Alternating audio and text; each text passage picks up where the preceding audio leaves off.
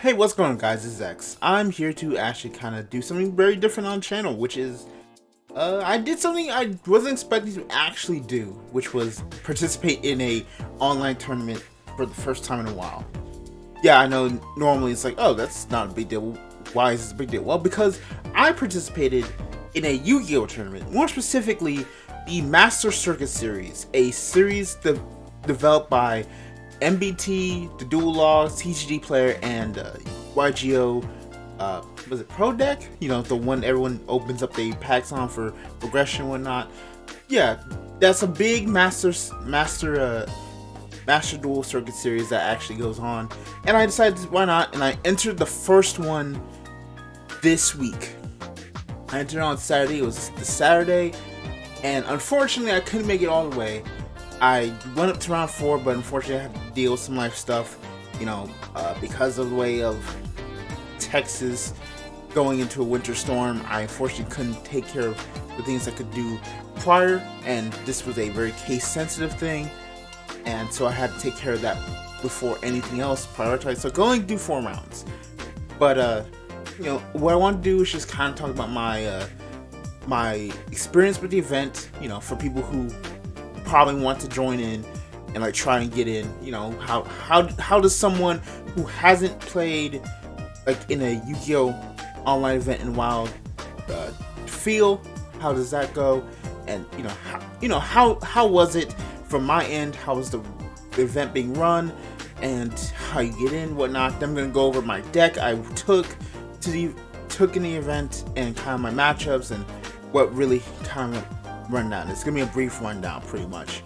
So let's kind of get started. So the Master Circuit series is, you know, like I said before, a tournament run by MBTYugioh, YGO Pro Deck, and TCG Player for Yu-Gi-Oh Master Duel.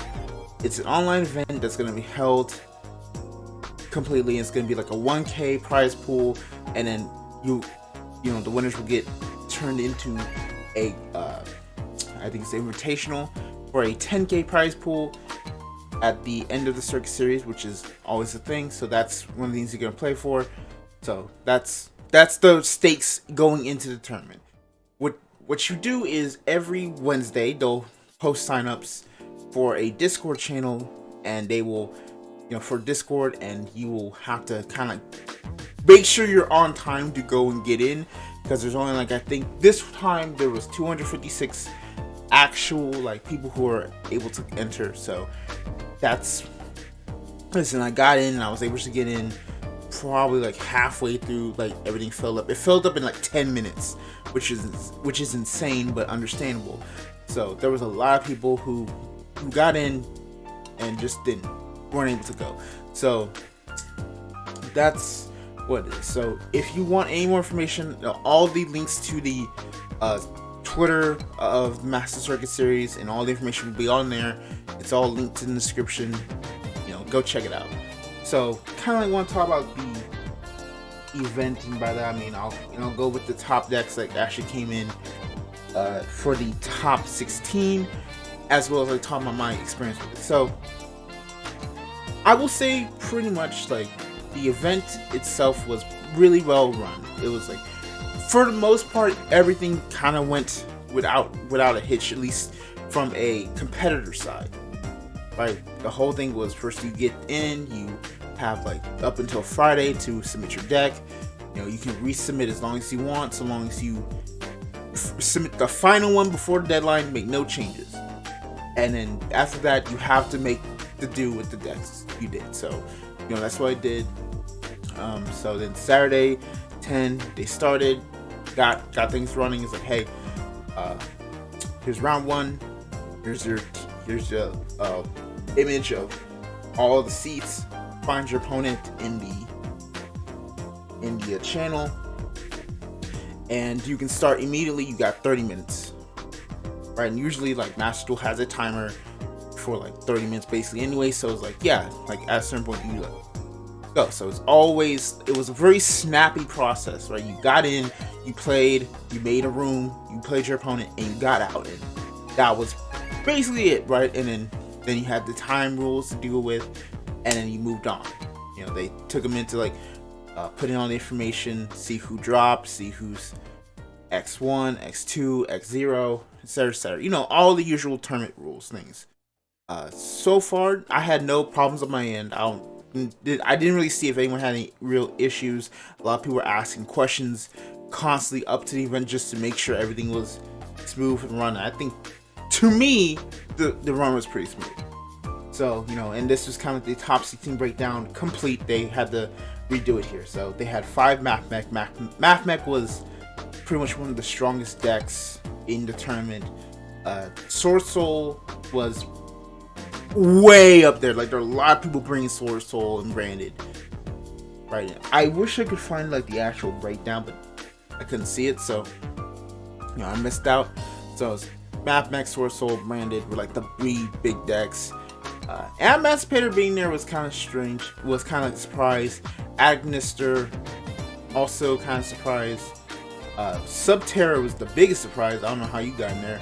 And then Marincess and Brand Thunder Dragon. So, for most part, Mathmech was kind of like one of the top 3 decks easily. I never got to face it, just because of the way my matches were. So that's it.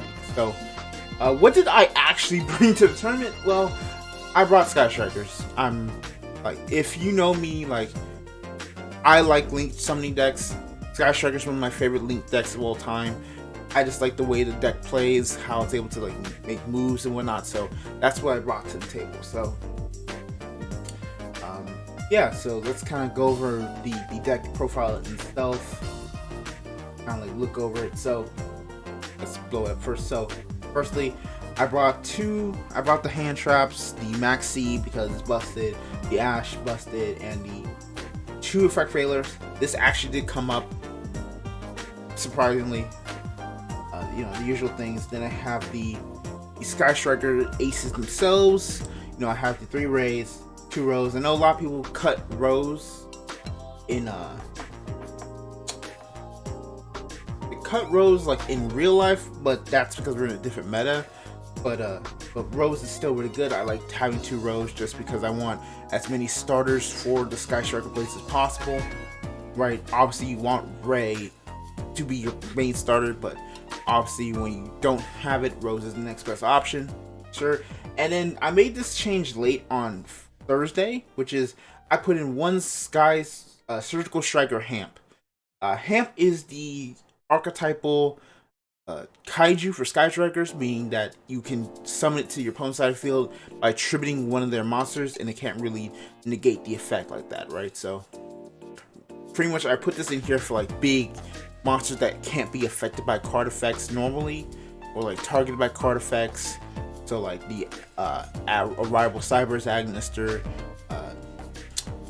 you know, the big Babette Final Sigma, etc. So, you know, cards that just like are really hard to out.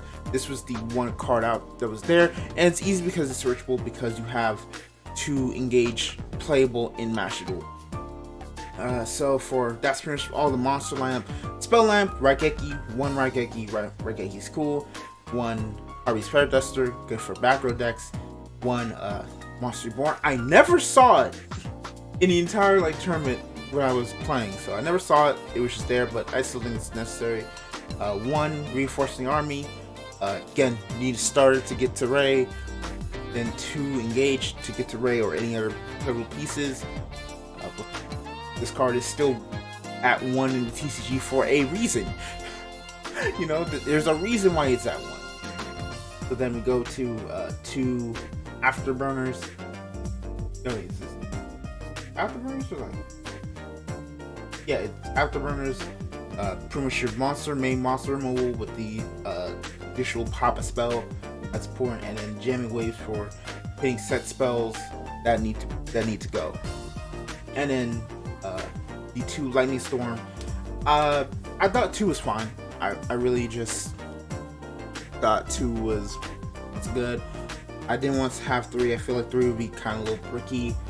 But, you know, obviously the deck has ways to get around those bricks. But even then, I just thought 2 was fine, especially since I have Raigeki and Harpy's Feather Duster to kind of take care of its other needs, one of the other needs at the time. So that's pretty good. 1 Area Zero. Area Zero is another starter So that's, that's the thing too. Let's go over the Kaiser Coliseum. Kaiser Coliseum is unlimited Master Duel. I put 2 in him because I didn't want to put 3. I think I just really felt like I didn't really have the complete space to be comfortable with running 3. So I chose 2, and I think 2 worked out fine. When I needed to see it, it came in clutch. I'll tell you that. This card is actually busted, especially in a deck that only really wants 1 monster on the board. And when it does, when you basically play it in a meta with like Sword Soul, like Mathmech cards that want to special summon 2 monsters that want to like immediately go into plays, this card shuts them down. That's pretty much it. Like, that is the big key here. As for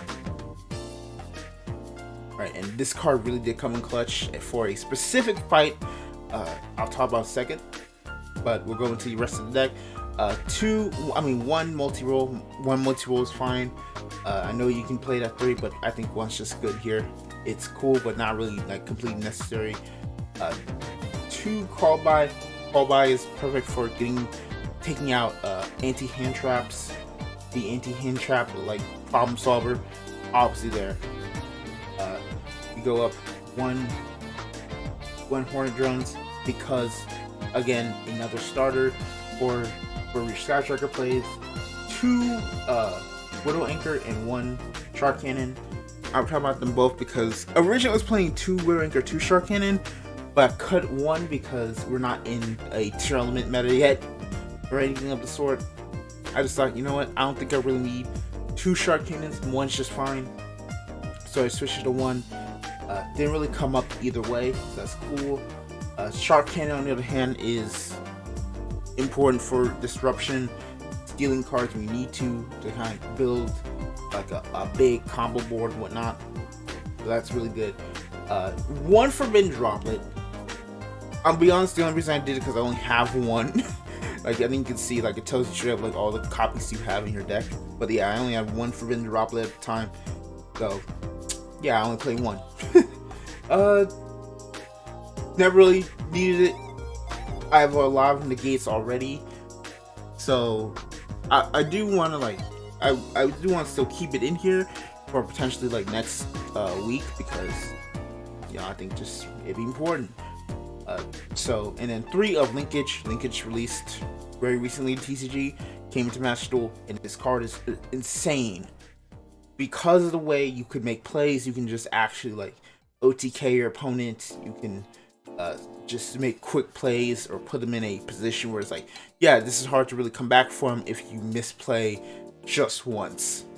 And if you're in this nice setup, you just win the game. 2 Infinite Permanents. 2 is fine, I think it's good. A good negate. You set it, you negate a whole column, etc, etc.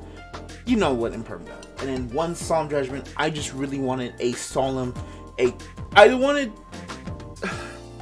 okay, so the main thing about this deck was I wanted this to be like a combination, because this is best of 1 and I'm a Card Vanguard player. Our decks are usually built around going first or second no matter what happens. Like, we are straight up built to go both. So I built the deck to go both. And Sky Striker is a deck that works going both. Going both first and second, I mean. So that's why I kind of built the deck to go Kaiser Coliseum, Infinite Impermanence, in Solemn Judgment. I had 2 Solemn Warnings in the deck originally, but I took those out for the Kaiser Coliseums. I don't know what I would probably do to probably put those back in, maybe. Depends on, how the rest of the week goes. If I do decide to actually beat next week. More on that eventually. But that's kind of the whole thing, right? I built the deck to be able to go both first and second, regardless of the die roll. Most people want to go first, so, the deck is prioritized going second, I guess you could say. But it can go first because of the Imperm and Solemn Judgment and all the other Sky Striker quick plays. So that's kind of thing. So the extra deck also is kind of thing. We've got 1 Link Karibo, never came up. Pretty much here for if you have to start a play with Effect Whaler. That's pretty much the entire reason. 2 2 Kagari. Kagari's at 2. Obviously, I can't run more than 2. And she is insane. She gets you any card you dump from Hayate into your hand, and just allows you to go to town and make plays and do all this stuff. Obviously, there, 3 Shizuku. Shizuku is your defensive, like, sitter. Like, it's meant to be a card that your opponent's power is lower, and by the time you play this, like, you should have built like a decent defensive board to fight against what your opponent's going to do and control them out the game.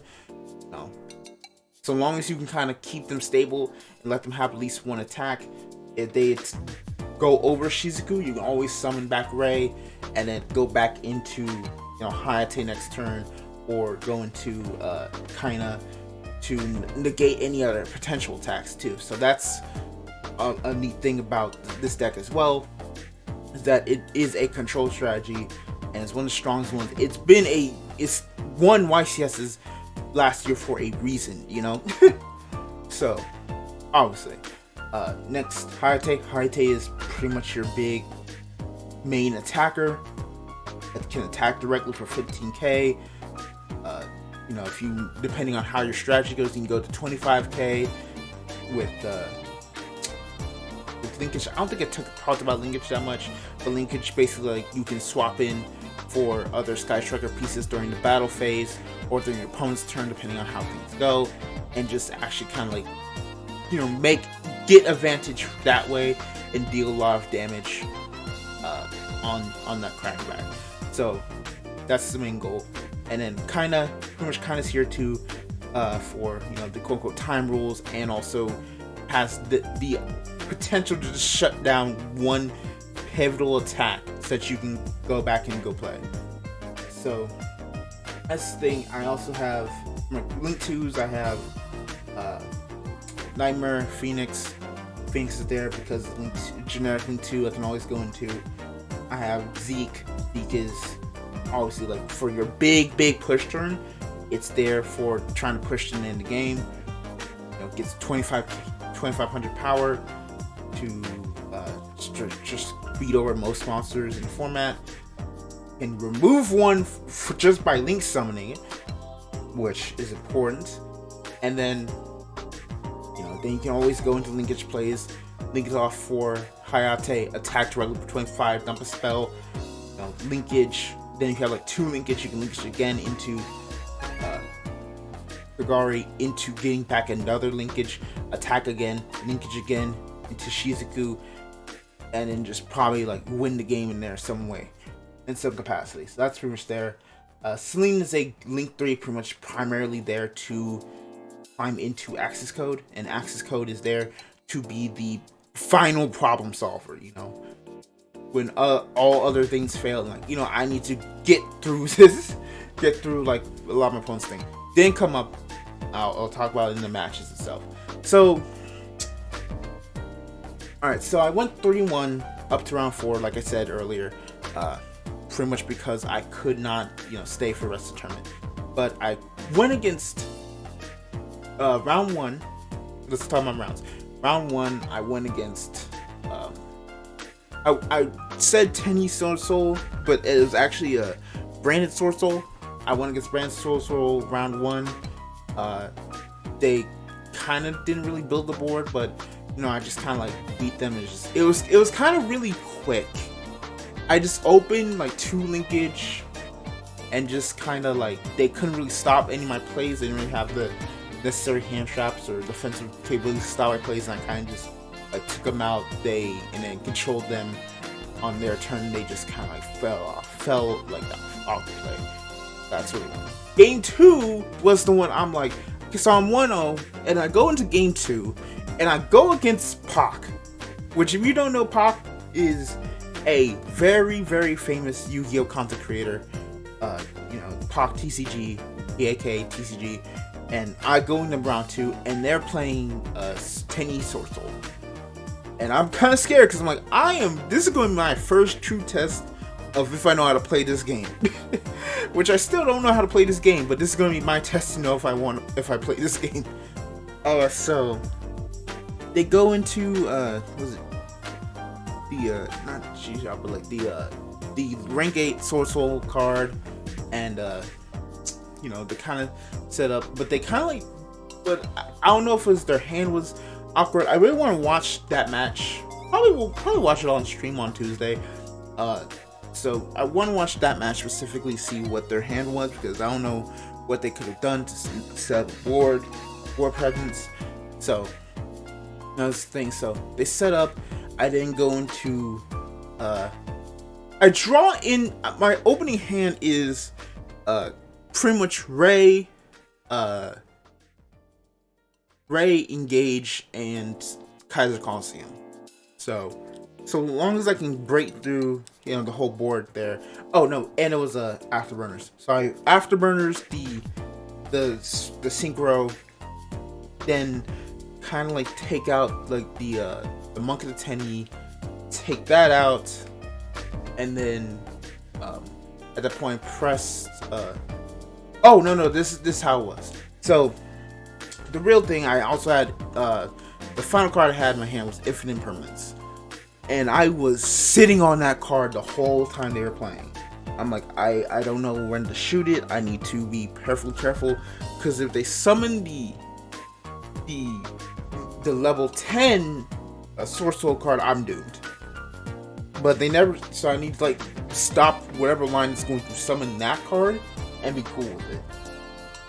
So I wait, I hold it. They never summon it, and then so I pop their board plus Coliseum, and then I set the Infinite Impermanence. And so at that point, they spend time trying to figure out, okay, how do I get through this? They Pot of Desires into like 5 cards left in their deck, and they loop into a form that gives them into the Protros, the worm, like the crazy worm monster. And so they actually try to do it, and that's when they try to like destroy my monster so that they can actually pop off into your place. They have like 8 cards in hand, and then I Infinite Impermanence there because I saved it, and now I do it, and now they can't actually make any plays. They can't link off. They just can't do anything. So I've done a play to get them 700 life points. Really, they pass back to me, and at that point I win the game. So that's game 2. I'm 2-0. And so game 3 I go against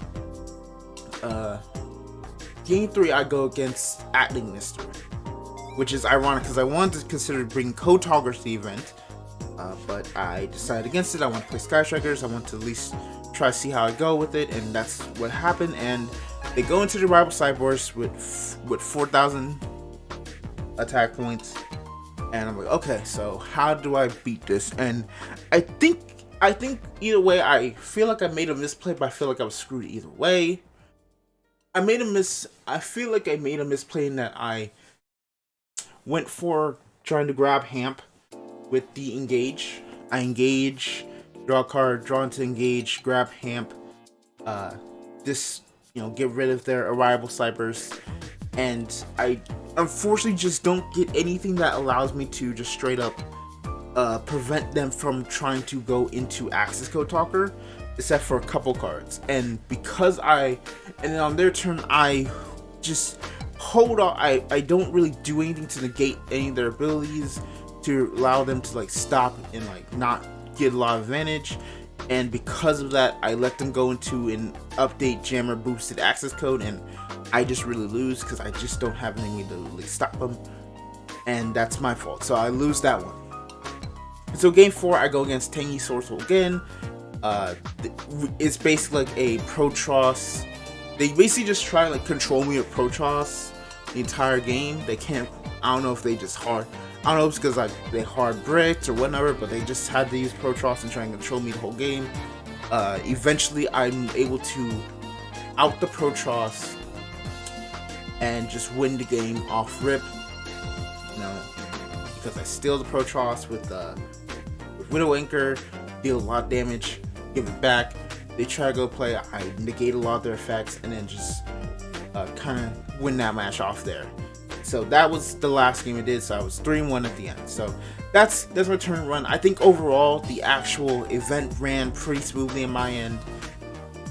I think everything was clean and proper. It was actually well run. So thank you MBT and DuelLogs and everybody who ran it. It was a great event, and I want to join it next time. So I think if you want to play Yu-Gi-Oh on Master Duel and you want to do like a tournament event, I should suggest doing it. I think you could get a lot of experience from entering, right? So that's pretty much it. So, you know, thank you so much for tuning in. If you liked any more TCG content, please like, comment, share, and subscribe, and I'll see you next time. Bye bye.